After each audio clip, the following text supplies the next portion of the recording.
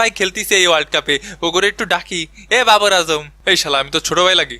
না মানে ভুল হয়ে গেছে আর কি, ওই বাংলাদেশ দলে খেলি তো একটু আটটু হাই থাকা স্বাভাবিক। ভাই কি আমাকে ডাকলেন?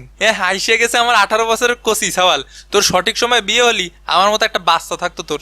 এই নতুন নতুন দলের হাজিরা নিব, সবাই লাইনে দাঁড়াও। এই তো আইসে গেছে বড় ভাই, প্রিয় নেতা, প্রিয় অভিভাবক সমাদ ভাই। এই সাকিবের পিছে তেল মাইরা মাইরাই তো অধিনায়ক হইছস। এই বহিরাগত লোকজন ভিতরে কেমনে ঢুকলো? এই বহিরাগত মানে তুই বহিরাগত শালা, ব্যবসায়ী আল হাসান। এই সৌম্য। জি ভাই, একদম কান পাটি জ্বালাই দিব।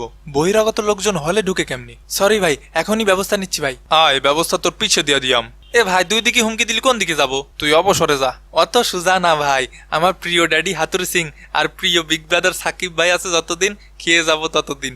মানে দেশের ফোন মারি যাবি অতদিন। এই কাজের কথা আসা যাক। ছোট বাড়িরা আসো। ভাই আমি ব্রিয়ান মাসাবা। বাড়ি কোথায়? ভাই উগান্ডা। হ্যাঁ